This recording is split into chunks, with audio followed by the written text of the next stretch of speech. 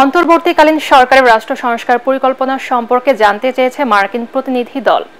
একই সাথে রাজস্ব খাতসহ অর্থনৈতিক সংস্কার ও উন্নয়নে বাংলাদেশের পাশে থাকার আশ্বাস দিয়েছে যুক্তরাষ্ট্র।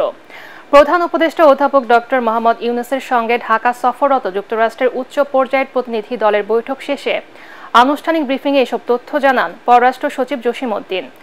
এর আগে রাষ্ট্রীয় অতিথি ভবন যমুনায় প্রধান উপদেষ্টার সঙ্গে বৈঠক করেন মার্কিন রাজস্ব দপ্তরের ট্রেজারি বিভাগের আন্তর্জাতিক অর্থ বিষয়ক উপসহকারী মন্ত্রী ব্রেন্ট নেইম্যান, দক্ষিণ ও মধ্য এশিয়া বিষয়ক ব্যুরো সহকারী পররাষ্ট্রমন্ত্রী ডোনাল্ড লো। ঘণ্টাব্যাপী চলা বৈঠকে বাংলাদেশ যুক্তরাষ্ট্রের সম্পর্ক উন্নয়ন ও পারস্পরিক স্বার্থ সংশ্লিষ্ট বিষয়ে আলোচনা করেন তারা।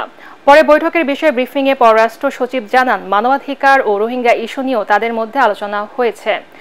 বাংলাদেশের পরিবর্তিত পরিস্থিতিতে অন্তর্বর্তী সরকারের কর্মপরিকল্পনা সম্পর্কে যুক্তরাষ্ট্রকে ধারণা দেওয়া হয়েছে বলেও জানান জসিম উদ্দিন। ফ্যাসিবাদী শেখ হাসিনার সরকারের পতনে বিএনপি সহ প্রতিটি গণতান্ত্রিক দলের ভূমিকাকে খাটো করে দেখানোর অবকাশ নেই বলে মন্তব্য করেছেন বিএনপি মহাসচিব মির্জা ফখরুল ইসলাম আলমগীর। আন্দোলনের কৃতিত্ব নিয়ে কোনো রাজনৈতিক ফায়দা হাসিল নয়, মানুষের গণতান্ত্রিক অধিকার প্রতিষ্ঠায় বিএনপির মূল লক্ষ্য বলে জানান তিনি। আন্তর্জাতিক গণতন্ত্র দিবস উপলক্ষে আয়োজিত সংবাদ সম্মেলনে তিনি এসব কথা বলেন।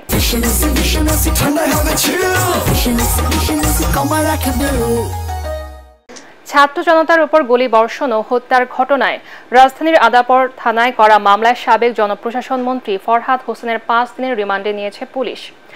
রাজধানীর আদাবর থানার গার্মেন্টস কর্মী রুবেল হত্যা মামলায় তার 7 দিনের রিমান্ড চেয়ে আবেদন করে পুলিশ। মামলার তদন্তকারী কর্মকর্তা ও আদাবর থানার পরিদর্শক আব্দুল মালিক এই রিমান্ড আবেদন করেন। দুপুরে ঢাকার মেট্রোপলিটন ম্যাজিস্ট্রেট আদালতে শুনানি শেষে 5 দিন মঞ্জুর করেন। এর আগে শনিবার দিবাগত রাতে রাজধানীর স্কাটন এলাকা থেকে ফরহাদ হোসেনকে গ্রেফতার করে র্যাব। খেলার খবর, মঙ্গলবার থেকে শুরু হবে ওয়ালটন বিএসজিআই স্পোর্টস কার্নিভাল। দাবা, badminton, shooting, call bridge, carrom, table tennis এবং সাঁতার এই 7টি ইভেন্টে অংশ নেবেন বাংলাদেশ স্পোর্টস জার্নালিস্ট অ্যাসোসিয়েশনের সদস্যরা।